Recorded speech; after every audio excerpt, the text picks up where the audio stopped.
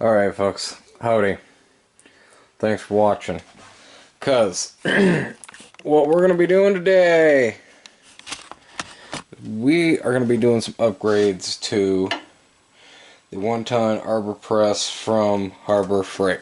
Now this isn't just put a couple fittings on like that one video that you folks have seen. This is a full-on we're gonna do some things to it. As you can see, I've got it tore apart. The rack is out. The pinion is loose. And big things is, okay, this one's a few years old, but I've already put a grease fitting on this side. Now, I've left this hole alone. This can be tapped with a M6 tap. And you can put metric grease fittings in here. Now, I just went to the auto parts store and bought an assortment. Okay. They have 90s, 45s, and straights. Now, if you've got the traditional end on your grease gun, then a straight one will fit right on it. But if you've got one of those lock lube devices on the end of yours, it's probably going to be better off if you pull the 90s out of the package or the 45s. Now, why did I take the frickin' front cover off? Well, for starters, we're going to be doing some work to the front cover. If you open it up, flip your cover over. Now, okay, there's a plate that's supposed to go in here and shim up this against the pinion. I myself have lost mine, and if you have too, or yours didn't come with it, this is what you're gonna have to do. Well, what I'm gonna tell you how to do it. Now, I have a belt sander with a 80 grit zirconia belt on it. I've already went over this a couple times with the belt sander. I'll show you that in a second here. Now, I also have the luxury of owning a buffer. That's this thing over here. Run these bolts down, find yourself a flat surface, run these bolts until they touch, and they give them like another 1/8 turn. Put this thing back on the belt sander, and it'll make these bolts flat as a pancake. Then unscrew them, and run your stitched wheel with the black compound, your loose wheel with green, and you'll see the difference just in the two bolts. Now, this is if you're only going to go with and use the standard hardware that the machine came with. I'm going to tell you right now, I messed up. I bought a box of 22 millimeter long and a box of 25 millimeter long. I should have bought a box of 30 millimeter long, not 22 millimeter long. I messed them up. So, if you're going to replace these screws, make sure that they're a minimum of 30 millimeters long so that you can actually get the jam nut in here. Now, that's another thing that we're replacing. We're replacing these jam nuts with the flange nuts. Now, type of flange nuts that I'm going to be using in this project are the serrated backside flange nuts, and that's just going to provide it with a much better locking force. It won't back out. Oh yeah, it's easy. Now, if your shaft collar has cracked like mine has, chuck it in the bucket. You're going to want to measure your end shaft here. If this is closer to a 21, I'd say probably get the 21 millimeter shaft, but this is 22.67, so I ordered the 21.67, so I ordered the 22 millimeter shaft collar. I ordered the split shaft collar, so that I don't have to mess around with set screws anymore. Yay! So this thing will actually stay tight. I prefer these typically for actual applications over the ones with just that little set screw, because they clamp on better, especially when you're talking about something that's tool steel.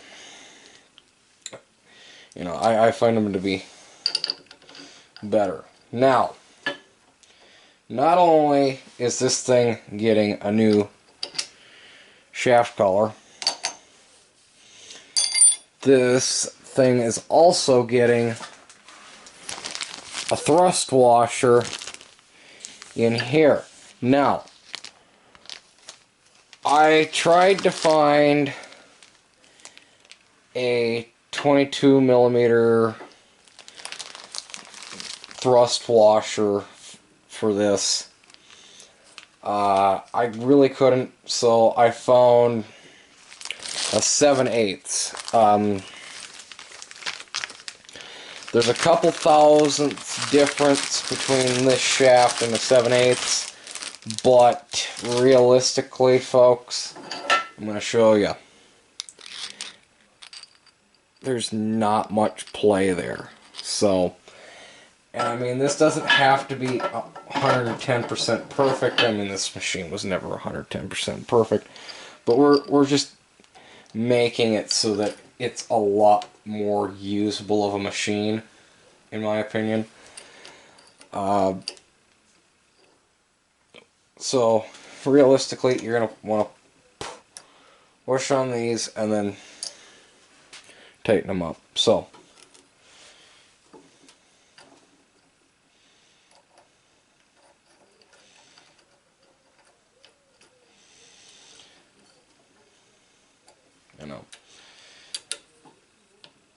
and realistically, that thrust washer is going to take up a lot of side load thrust, and this is not going to want to back out on you anymore. But the taps that I'm going to be showing you that I'm going to use are for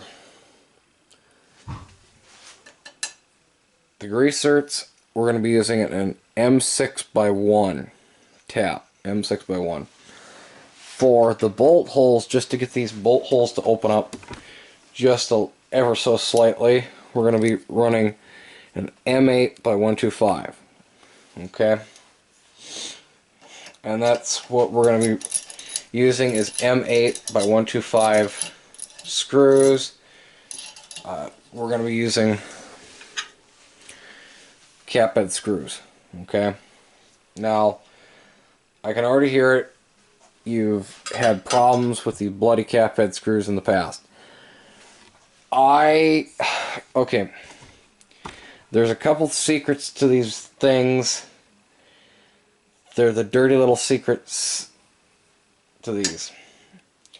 Number one, make dang sure you have the proper sized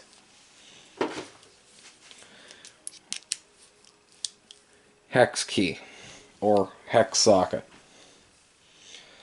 Now, number two, do not off kilter it. Make sure it's as straight as you can. That's what makes these round out so easy. Another big reason why I'm switching to cap screws is the sheer strength of them, okay? The bolts that are in here are a 4.8. These are a 12.9, so we're talking about a lot more. So, now, you're kind of asking yourself, why do you want to do these modifications? Why do you want to do them? Well, the big reasons why you'd probably want to do this is if you want the machine to actually last longer than it was kind of ever intended for. Now, I'm going to tell you this much right now. I've been running these two top holes and just spraying some peanut butter in them. They're still coming out dirty, so they really didn't clean these castings that well, so that's another big reason why you want to run the tap in them. So, I mean, folks, and I really think that they found the dullest tap that they could and just stuck it in there for these things. That's not, in my opinion, the best decision that they ever made. And I don't think that they actually bottomed out these holes, because I'm getting at least a good couple turns out of them before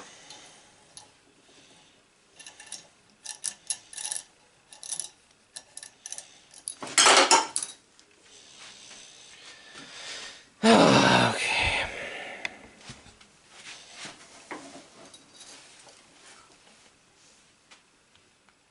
Okay.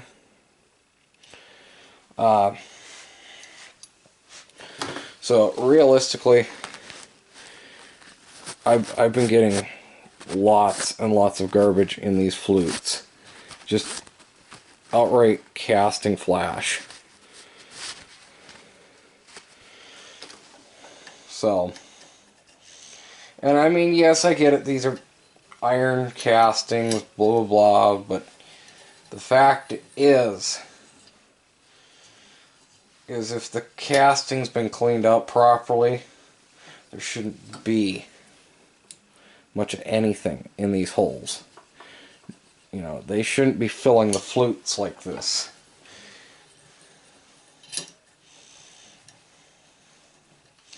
But this is also, you have to realize, this machine was made in China. The Chinese mindset when it comes to work is just produce, produce, produce, produce. It's not do it with quality. It's not do it to perfection.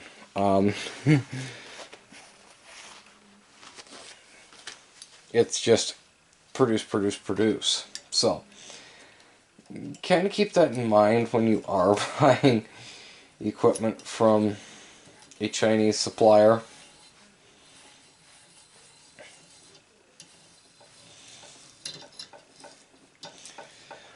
Ironically, I bought some stuff from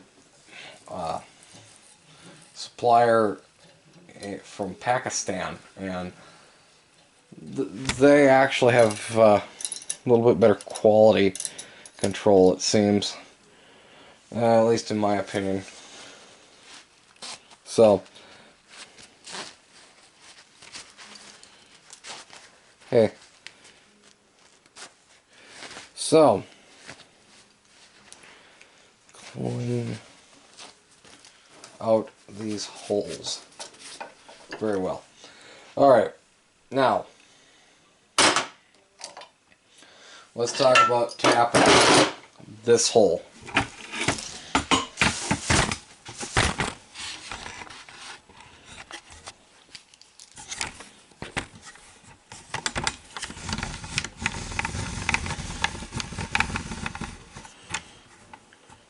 Okay, let's talk about tapping that hole. Okay.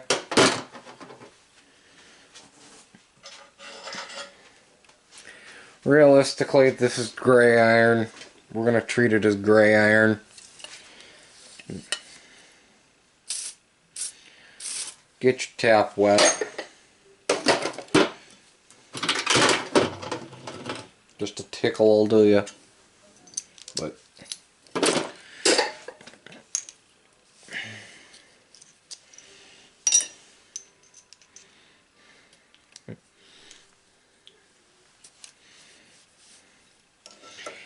now, try and start this tap as straight as possible. Get your pinion out of the way. Now, I'm going to recommend, because from what I saw tapping this hole for this fitting, you're going to want to put a rag in there.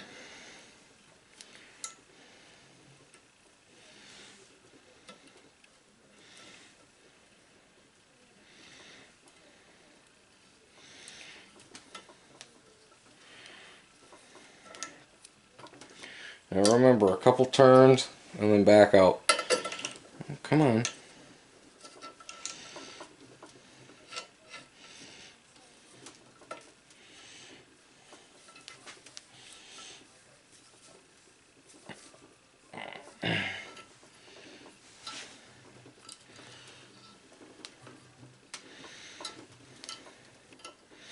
And you really want to do that a lot on the, especially on gray iron, because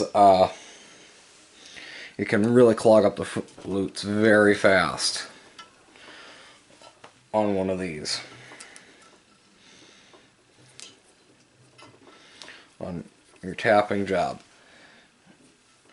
So, and I will say run it all the way through. Run this tap all the way through.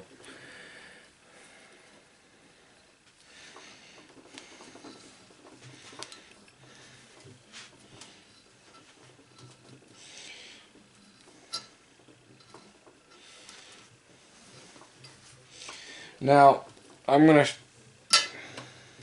tell you this much, folks. The tap and die set I have says to me when I'm drilling a hole, use a number 9 bit, but in my bit set, number 8 actually fit down these holes. So that's what we're going to use.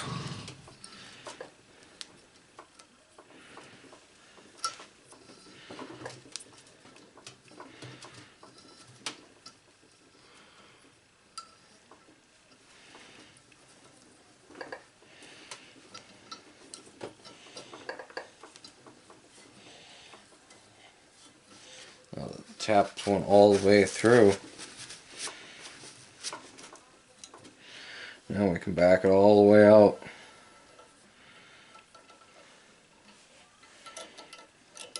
Okay, now we've got freshly cut threads. Alright, now on to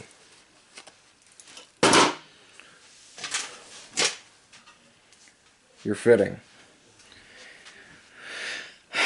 Now, for the ones that I got, it takes a 7mm to put them in. But if you've got good threads, you're going to have clean threads and be able to start it by hand, and then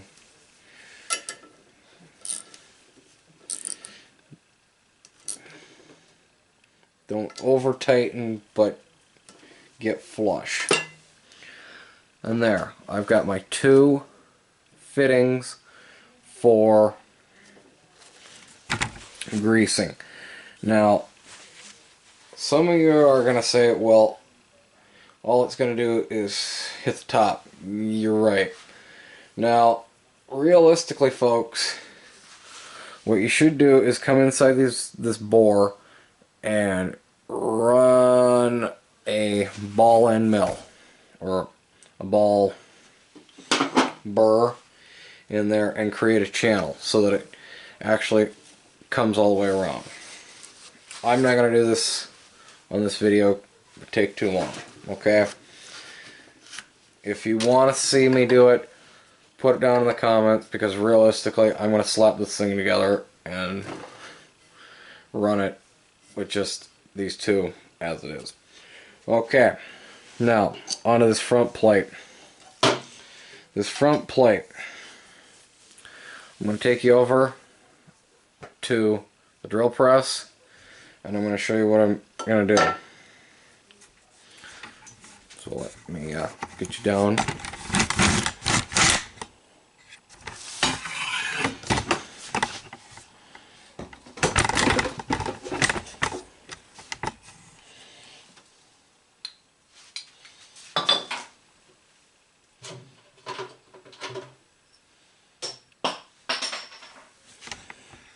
Okay, we're over here at the drill press. Now, if you see this pocketed cavity, I've cleaned mine out pretty well. I could go over it with a little bit on the Dremel, but what I'm going to do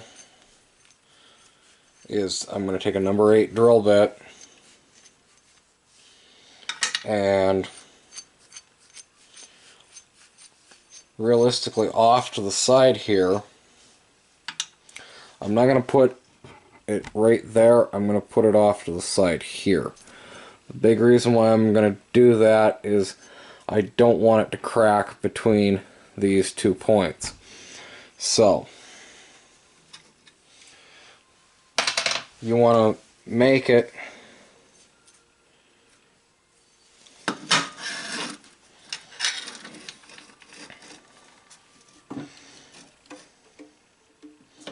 so that it'll fill the cavity.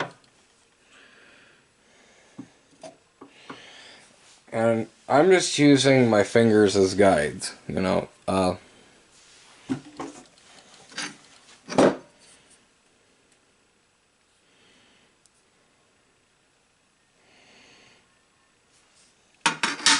So, and realistically, I'm gonna be just off to the side here. So, I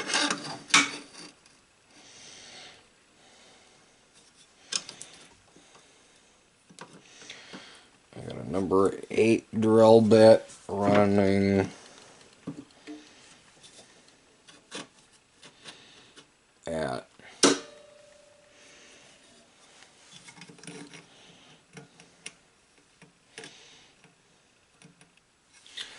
what do I got this thing set at? I believe it's the 460, 470 setting on the drill press. Let's fire up and let's see what happens.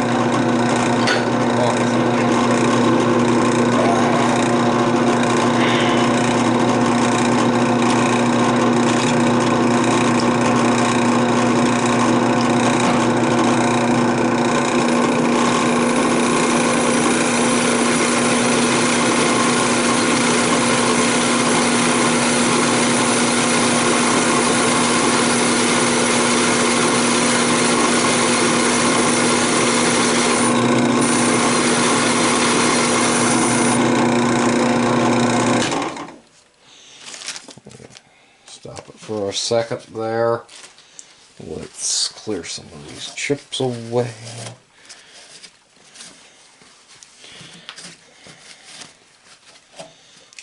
And I'm going to put another dab in.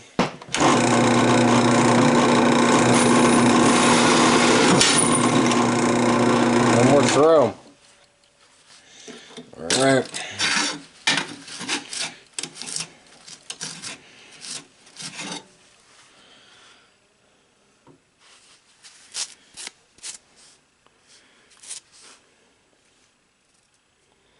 Now, since it's going to be closer to this screw, we're going to put the plate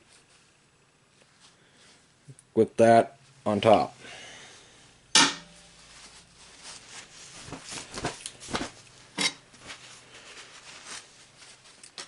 Yeah.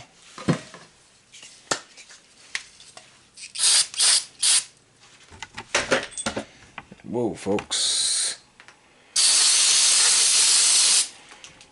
Okay. Now, we can take our tap and tap ourselves a hole. You know what? I'm just going to use some of this.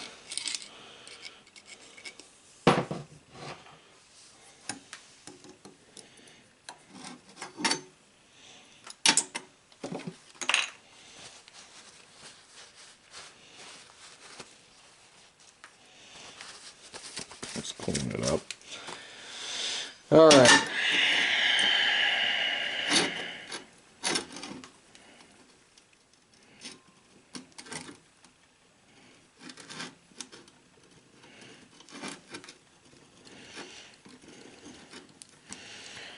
And don't forget to keep a couple of turns in, back out.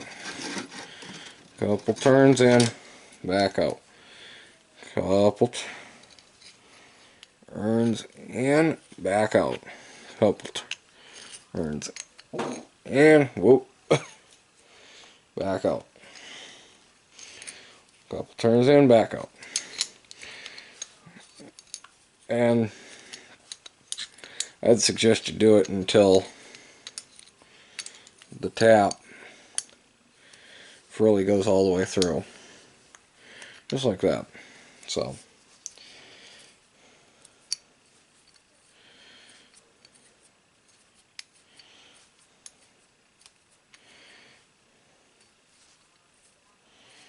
Alrighty.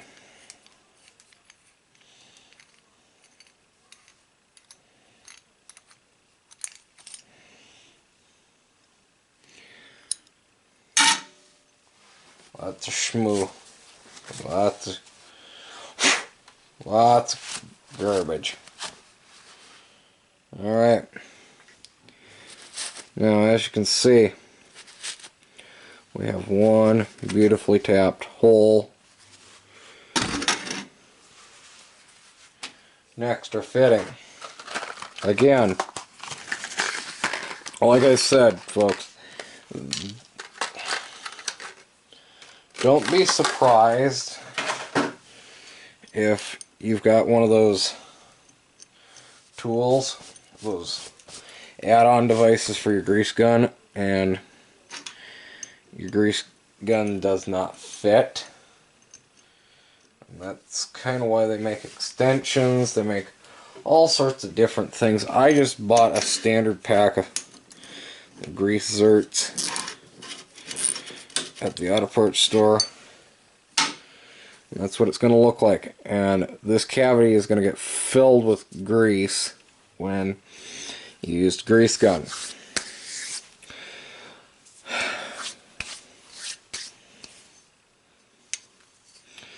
Now, you've cleaned this off, you've got it all nice and pretty. It's ready to go back onto your machine.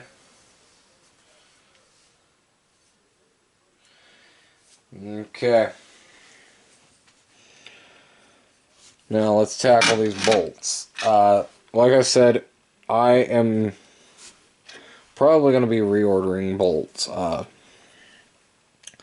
the M8 125 by 30 millimeter. But since not everybody's gonna order new bolts, I'll show you what I do. I got the bent. I got the buffer. And okay folks, where did I put my compounds?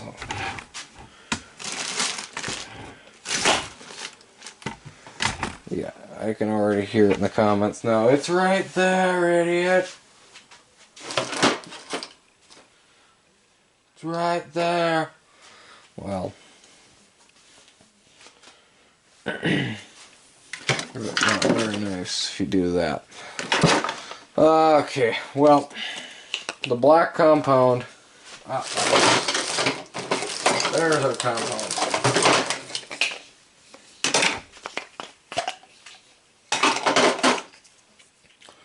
Black, turn it on.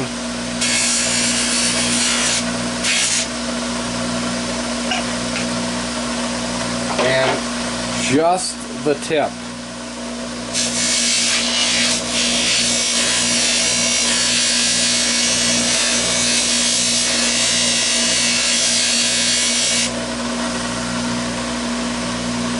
And we still got a little bit of ways to go with this one. So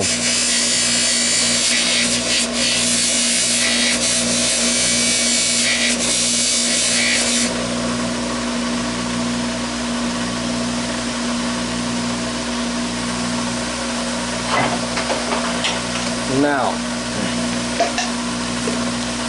green compound.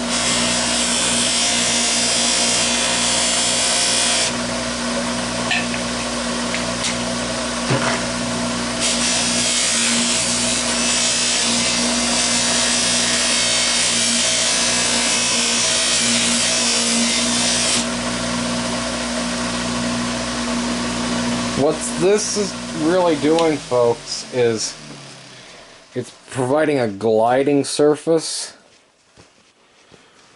so that as your rack is coming down, it's gliding across these, not scraping across them.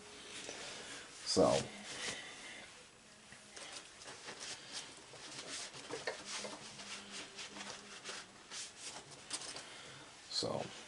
there. Now, like I said, get rid of just the standard hex nuts, and I would highly recommend, if you are going to reuse the bolts, at least get the flange nuts, the serrated flange nuts. God dang, I can't talk today.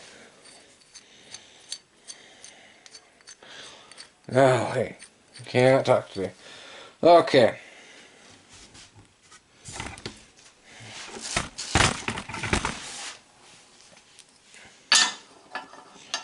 Now,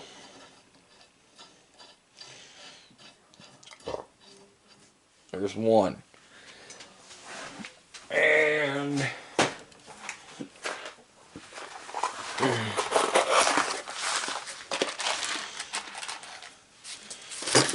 don't be chintzy with the hardware if you are going to redo hardware.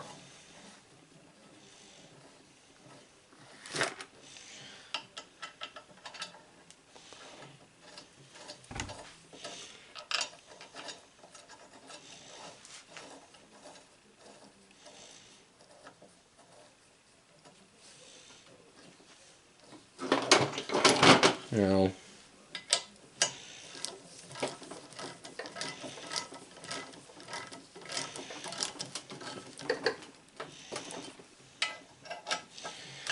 Now, realistically, you should get a torque device and be torquing these down in a cross pattern, all to the same torque, so that the opening here stays square. But, you know, not everybody's got every tool in the toolbox.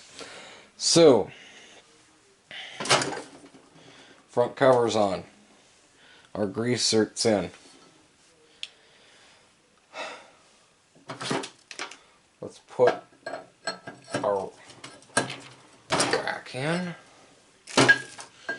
Believe it can go in through the bottom. This one's been used a little bit, so bear with me.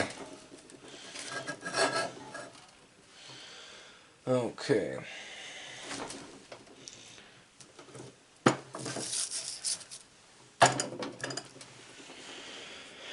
Okay. Now, what we want to do is get our pinion installed.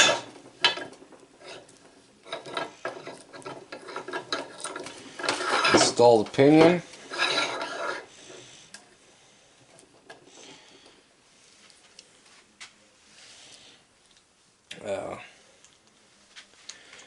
And grab our thrust washer.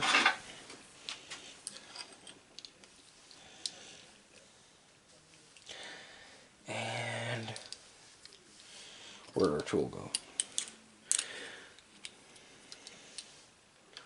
Put on our new lock collar.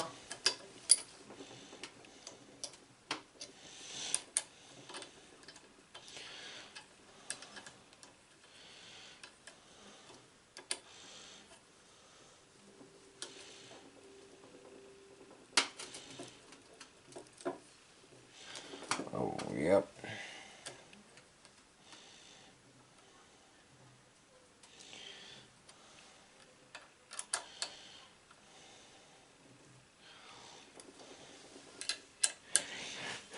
Good.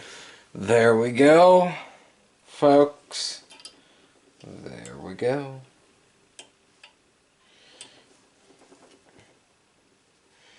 Make sure that those are nice and tight.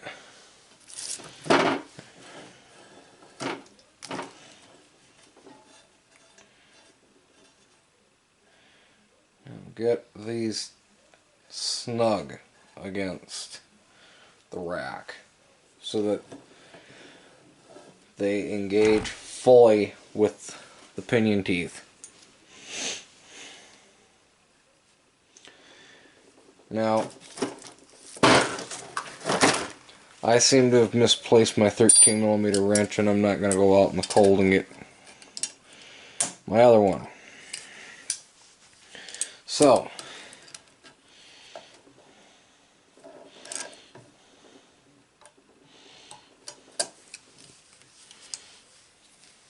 ta-da!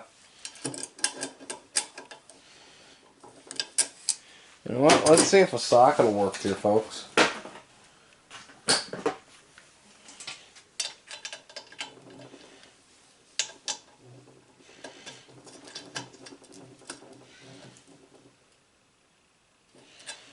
Yep.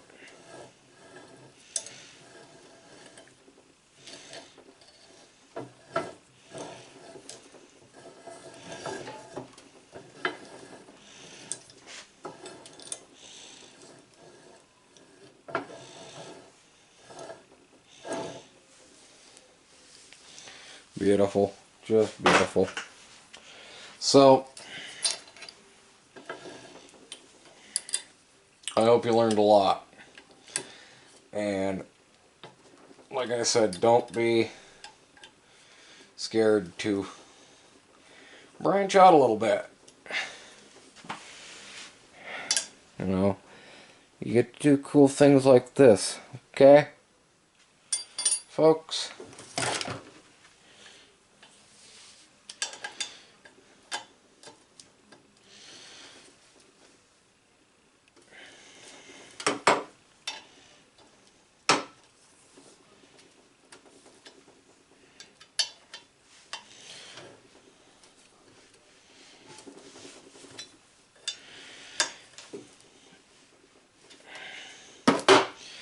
Now, thanks for watching.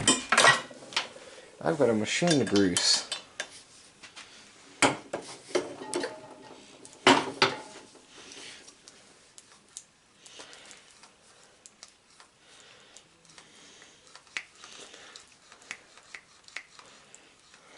Like I said, thanks for watching, folks. We'll see you on the next one.